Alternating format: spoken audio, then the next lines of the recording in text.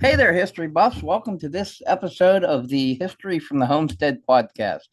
Rejoining me today is Elizabeth Shope from the Johnstown Flood National Memorial. This is actually now your hat trick, technically, It because is. we you Yes. were on. Well, actually, this could be your fourth time because we did two, and then you were on uh, And then the panel. the whole big get together. Anyway, you were actually the first guest. We talked about the Allegheny Portage Railroad. We talked about the Johnstown flood. And now we're coming back to talk about that more because we didn't really cover the South Fork Fishing and Hunting Club, who was the owner of the lake at the time of the flood. So, and we figured it would be good to come back and actually talk about the club and its insanely wealthy members. Um, So, but we'll start off with Benjamin Ruff, who actually owned the land prior to the flood. He owned the land before the club was formed. Yeah, so the South Fork Dam was owned by different people. And Benjamin Ruff, as you had mentioned, he was the president of the South Fork Fishing and Hunting Club, which, as you mentioned, were a group of wealthy men from Pittsburgh. And this was Ruff's venture. He was looking for people who enjoyed the great outdoors. Fishing is becoming a popular sport, and you have the potential here to rebuild the dam. So the lake was empty at the time, and use this area for recreation. So yes, Benjamin Ruff was the founder and the first president of the South Fork Fishing and Hunting Club. So let's talk about Ruff Mint because he was a coke salesman and tunnel contractor for the Pennsylvania Railroad, who were also was the Pennsylvania Railroad also a previous owner of the lake? Yes, the Pennsylvania Railroad, they were the second owners. It was first built by the state of Pennsylvania as part of the Main Line Canal System. And the Pennsylvania Railroad bought the right of way to the Main Line Canal in 1857. And the Pennsylvania Railroad became the second owner. And then it was a local congressman from Altoona named John Riley, and Benjamin Ruff purchased the property from Riley. So Ruff would have been fairly familiar with the property, then being a contractor for the Pennsylvania Railroad in its own right. Not to mention having connections with, the steel industry in Pittsburgh was, the biggest in the world essentially. So he would, as a coke salesman, would have had the connections with all the others. Yeah, and he probably wouldn't have started this if he didn't think he would have been able to get a lot of members to join the club. Yeah, I'm reading it says he, bought it for $2,000, which I mean, even back then to him was probably nothing, but that would have been a lot of money for the average Joe in 18. Yes, and just to even speaking of a lot of money, just to join as a member of the club, membership fee was $800. That's a lot of money to join a club today. In the 1880s, that meant that only the very wealthy could afford that kind of membership fee. And you also had yearly dues, $25 when the club first started out. By 1889, yearly dues were $50. And then there were rules and regulations of the club. And, there were room and board fees, fees to take boats out onto the lake. So depending on how often you came to this area, you could end up spending a lot of money. Wow, so it wasn't like just your yearly membership was it. It was, man, talk about a racket. But I Right. guess I Yeah, guess if you're you're insanely rich, what does it matter? You go do it if you want. yeah. Um, which that's a great segue because the clubhouse and everything is still in South Fork. You can go visit it. I remember going, oh, way back when on a school field trip, and I haven't really been back since. But it is a very large, ornate building. Yes, so the clubhouse building is still standing. There are 9 original cottages that sat right on the lake shore. Originally, there were 16 cottages along the lake shore. And you're right, the clubhouse is a big building. The part of the clubhouse that's standing today is actually the addition. The club's first summer season here was in 1881 and they quickly outgrew space in the original portion of the clubhouse, which was much smaller than the addition that's still standing today. So the addition opened in 1887, and between the two sections of the clubhouse, there were 47 bedrooms. And so the history of the clubhouse building is interesting too because the club really only used it for the summer seasons of 1887 and 1888. May of 1889, when the dam broke, was a little bit early in their summer season. So, a few weeks later, they would have been kicking off the summer season. So, yeah, and the addition of the clubhouse was only used by the club for a few years. And also with the size, the cottages were different sizes, but some of them were very large, and they use the word cottage not for the size of the building, but for the use. So it was meant to be used on a seasonal basis. Hmm. Uh, you mentioned something there. I'm going to give anybody who's listening a little homework because you mentioned in the clubhouse was right on the lake shore, so it's easy to find. Hop on a map and look up where the clubhouse is in South Fork now, and you can see where the lake would have been on that section, and see how much the town of South Fork now would have been underwater, which is pretty much all of it.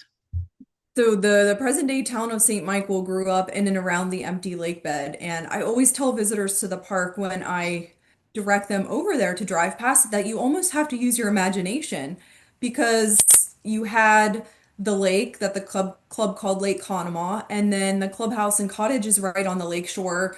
There were a few farms around the area, but again, no town of St. Michael at the time. So, when you drive past today, you're driving through, part of the community on a residential road, but, just thinking that you were driving near where the lakeshore was is really interesting. Yeah, And, I and go ahead. I'm sorry. oh, I was just gonna say the landscape has changed a lot as um, you had mentioned, with the town growing up in and around the empty lake bed, where the South Fork Dam was, train tracks were put in just 2 years after the flood. So very soon after the dam broke, things really started to change here in this area. Yeah, and anybody that has been to the memorial there, the flood memorial, that where you turn off, that goes all the way through the lake bed until it comes out. At which the memorial now is at the caretaker's farm, which was there, for the club. That was, I but was the farmhouse and stuff there before, or did they build that? Yeah, so and that's a good segue too with thinking of how things have changed, but some things uh, look the same. And if you're standing on the dam looking up at the visitor center area, it looks very similar to what it would have looked like if you were standing on top of the dam on May 31st, 1889. There is the farmhouse that was the home of Colonel Elias Unger, who was the president of the South Fork Fishing and Hunting Club in 1889. Benjamin Ruff passed away in the spring of 1887. So Colonel Unger is the second president. And then there was a barn that sat next to his farmhouse. So our visitor center is built to look like the barn that sat on the property. So again, you're getting a similar view to what you would have had at that time. And it is a very nice landscape. It's open. It's beautiful. Um, and you mentioned Colonel Unger. I want to touch on something. He was not actually a colonel. He was not a colonel in the military. So how did he get his nickname? So a coworker delved more into the military aspect of Colonel Unger's name, and so in 1862, um, men of a certain age, able-bodied men, were required to enroll in the draft. And Pennsylvania had a large number of volunteers, so not necessarily everyone was called to serve. Basically, just because you were registered didn't mean you fought in the war. But each enrollment unit or area, there were officers who were still elected to positions. And because Colonel Unger was always described in a nice way, that's likely why he was elected colonel of the unit that he was in. Oh, Um, okay. So sort of so military, but didn't fight for didn't yeah, fight, I guess. it's Okay. interesting and um his story too with how he would have managed hotels in Pittsburgh, so he would have been friends with a lot of the members of the club. And by 1889, this was a retirement for him. So, his farmhouse here where I am, this is our park offices today, is up on the hill from the South Fork Dam. So he would have had a wonderful view of the lake. And he's kind of over here on the opposite side of the lake shore from where the rest of the members and guests would have been staying, who were part of the South Fork Fishing and Hunting Club and the clubhouse and cottage area. Yes, and to kind of give everybody a little look-see into it, the pathway into the club used to go over the dam because they would have come in from the railroad, which went through Crescent Way, and then they would have came down south and crossed over the spillway, crossed over the dam to access the clubhouse. And this area was convenient for the club because they could take a train from Pittsburgh to South Fork. And then from South Fork, they would come up 2 miles from the town across the top of the dam. And then there was a carriage road that took them to the clubhouse and cottages. So for the folks coming here to the club, it was far enough from Pittsburgh that it felt like you were getting out of the city, but close enough if you needed to get back for any reason. And thinking about Pittsburgh, at that time in the 1880s, it's a big industrial city. And it's noisy, it's smoky, it's crowded. Often, industrial cities, the water is polluted, and so this was a nice area for people to come enjoy some peace and quiet. The closest town to here at the time was South Fork, again, a couple miles away. So, I this would have been such a peaceful place, fresh air, clean water. Again, if you're looking to do some fishing, some of the trout streams in this area were considered the best trout streams uh, in the state at that time. And you had mentioned Crescent, which is about a half hour north of here, and there was the Mountain House Resort area there. And I just like to mention that because it was a stop right on the Pennsylvania Railroad, which made it convenient for many people. But that was also the drawback for some folks, is that they didn't like being right along the Pennsylvania Railroad. So here again, you're a few miles removed from the closest town. And I mentioned fishing becoming popular. So you have the opportunity to do that here. And especially, thinking of fishing at the time, all the different accessories and the vests and the rods and reels, and it could be quite a showy sport for men at the time with money. Yeah, on yes, it really was. It was almost like a fashion show, which almost fishing to a degree even is now. If you don't, some people you have to have the latest and greatest, but yes, it was quite a fashion show, for lack of a better way to describe it. Um, yeah, and it is a fishing and hunting club. So did they have any wintertime hunting there? So the Yeah, hunting was mostly waterfowl, like ducks and geese. There is a photo um, taken from the area where their structures were that shows some waterfowl um, that they had. So yeah, fishing, hunting, and then other activities here at the club. Um,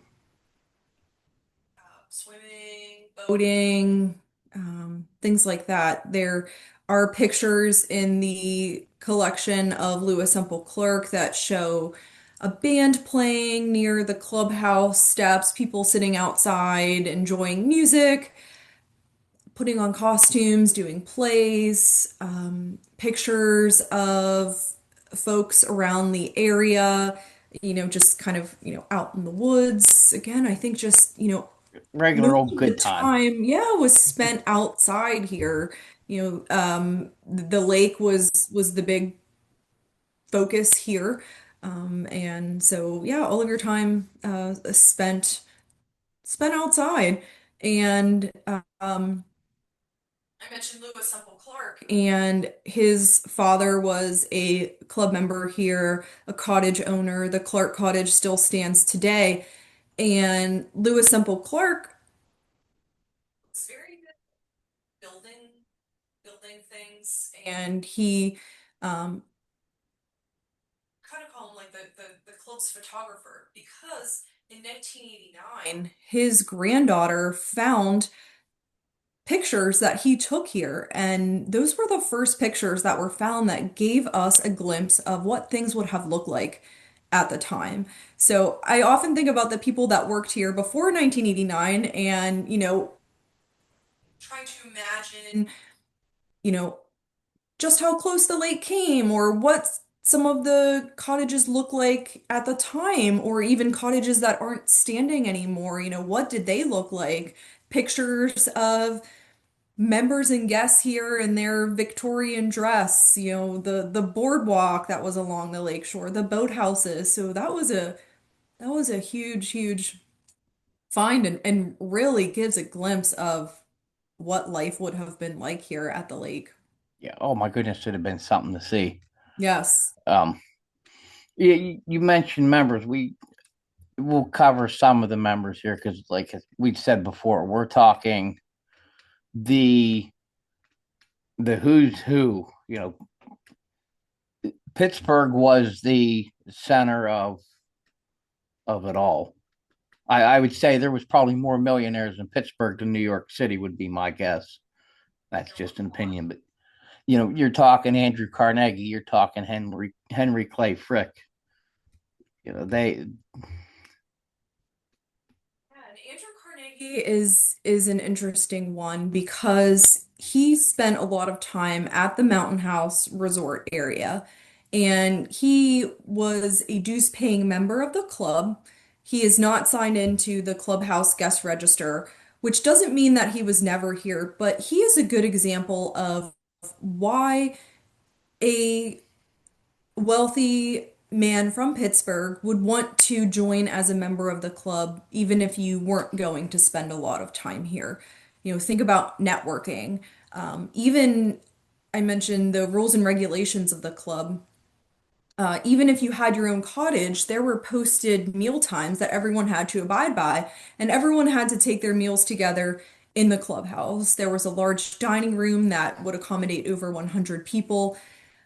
So yeah, I mentioned him in for that reason. I spent a good deal of time a few winters ago looking at social records in Pittsburgh, and a lot of the members of the South Fork Fishing and Hunting Club were members of several clubs and organizations back in Pittsburgh in addition to this. So while they have leisure time in the 1880s, they're also spend a lot of time working.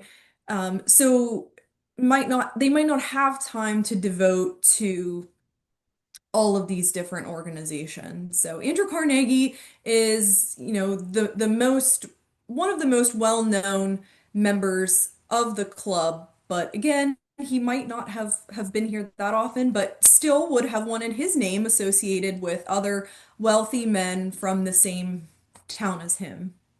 Oh, absolutely. And I'm sure the passing of it helped with plenty of deals because let's be honest, most of these wealthy individuals in the 1800s did insider trading, backdoor deals, so you know Well, and all I always sorts of. wonder, how many mealtime business deals were made here at the club with all of these people together. And it's interesting too, looking at how a lot of their lives were intertwined.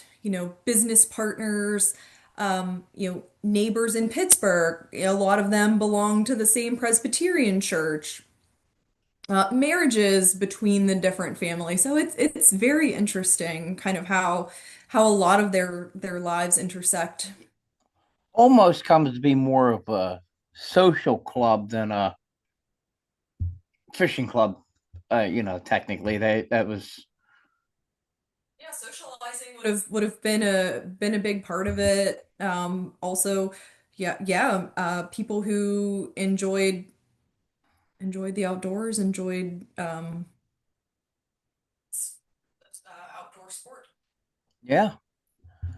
We obviously we're not going to go down the whole list of guests. You mentioned Lewis Semple Clark. There was also, let's see here. And I didn't mention with Lewis Semple Clark that I mentioned that his father was a club member, and he actually was a club member himself by 1889 too. Um, Oh yes, because I was just looking at it. Anybody who's interested, he developed the porcelain insulated spark plug, so you can thank him for your car running yes, every and again, day. just like a very handy person. Yeah, which that kind of seems interesting how he would have been involved, having been in the steel industry, but because like you said, they were kind of intertwined around Pittsburgh and the steel mills Yeah, and that was what because he was the co-founder of the auto car company who built trucks and such. So I don't know, maybe they did the trucking for the steel. I don't really and know, but his father, Charles Clark, was involved in transportation. Um, and you're right, some of them in the iron and steel business, some in the paint business, a lot of them were involved in glass making business. So all sorts of different business ventures. so yeah, absolutely. And I think we should mention one more. Well, actually two more, but Cyrus Elder and Daniel J. Morrell, who were Johnstown's members to the club. Yes. Daniel Morrell was the general manager of the Cambria Iron Company, and he was very well liked, very well respected in Johnstown. He's the person that I think of that's kind of like always looking out for people living in that area, always has their best interests in mind, and he sent an engineer associated with the Cambria Iron Company up to the lake to take a look at things. And he found some changes. I mentioned many different changes over the years. He suggested some changes to Daniel Morrell, who wrote a letter to Benjamin Ruff suggesting these changes. And basically, um, at the end of Benjamin Ruff's letter, he says, "You and your people are in no danger from our enterprise." I'm sure Ruff didn't want people meddling in what he was doing here. Daniel Morrell, again, just wanted to make sure. that things were being done properly. He wasn't necessarily trying to stop the club from recreating here. It was just more looking out for the lives of the people in the valley below. So Daniel Morrell would join as a member of the South Fork Fishing and Hunting Club, and he would pass away a few years before May 31st as well as Yeah. Ruff. And that was why I mentioned Cyrus Elder with him too, because he had then purchased his membership of after his death. Which Cyrus Elder, he was the attorney in Johnstown as well, so he was another Johnstonian, I guess we'll call him. Um, but I mean, you can go online, you can look up the list and see some of the, like I said, insanely wealthy members that were there. Um, we could spend all afternoon talking about each one, but you just everybody who's listening, you do your own homework. Yeah, and you mentioned we have information on the club members on our website. Uh, some we have a lot of information about, some not a lot is known about particular members as well. So, now I guess we should talk to the dams. The dam broke, the flood's over. The club was pretty well abandoned. There was litigation and lawsuits filed afterwards, but there was never the club never was held responsible technically. Technically, Yeah, so for the most part, the club ceased to spend a lot of time here. Um, After the flood, the area where the clubhouse and cottages are became known as the Johnstown Colony. So folks in the valley who needed a place to stay after the flood could come here and use those structures. They probably weren't used a whole lot, uh, but and yes, so experts at the time could not come to an agreement on whether the South Fork Dam would have broken even if it was maintained properly, it was in the best shape. And there were lawsuits that came against the club, but judges felt that if the experts couldn't come to an agreement, that they didn't want to be the ones to say one way or the other. So we actually did a play a few years ago at the park. It was called The Trial, and it's on our Facebook page if anyone would like to watch it. And it was the Borough of Johnstown versus the South Fork Fishing and Hunting Club. And there were characters on each side. My character was from the Borough of Johnstown, and you were asked questions by each side. And at the end, the audience had to vote whether they felt that the club was liable for the breaking of the dam. And the club the participants did find them liable, but there were people who felt that they weren't. So it was really interesting, and you know I of course let people come to their own conclusion. But this story I always say is like peeling back the layers of the onion. There's so much that went into this. Certainly there were changes that could have been made that would have made the South Fork Dam a better structure than it was on May 31st, because at a certain point in the day, there's no way to let any of the water out of the lake. Um, you have environmental factors. You have a lot of people living in the valley, um, mills dumping waste along river's edge, expanding those river's edge for, more living space for people. So unfortunately, you have all of these different factors that come together on May 31st and create the events of that day. yeah. The Not to dive into it too deep. If anybody wants, they can go back and listen to the full show. But the dam had broken once before from falling into disrepair from sitting. And yeah, in Johnstown in the 1800s, it was common that every spring it would just flood. The snow melts, the water comes up, half of Johnstown's underwater. That was a way of life.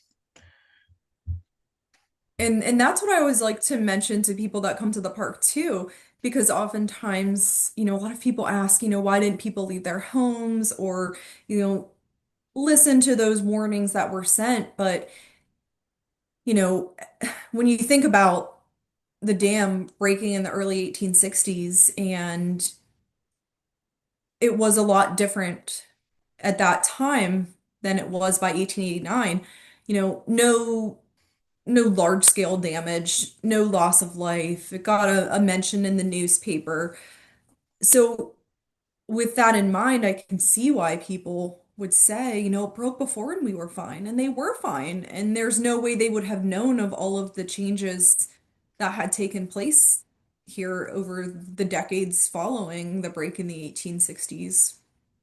Yeah. But yeah, I mean, people woke up on May 31st in Johnstown, looked outside. The streets were, full of water, but that was springtime in Johnstown. It was very common in the springtime for the riverbanks to overflow. Now, it became apparent at a certain point in the day in Johnstown that, this was the most water they had seen, but you're right, people were used to spring flooding in the valley. Now, in the years after, between when the clubhouse became a national historic site and such, would what was it used for anything, or did it just more or less sit there?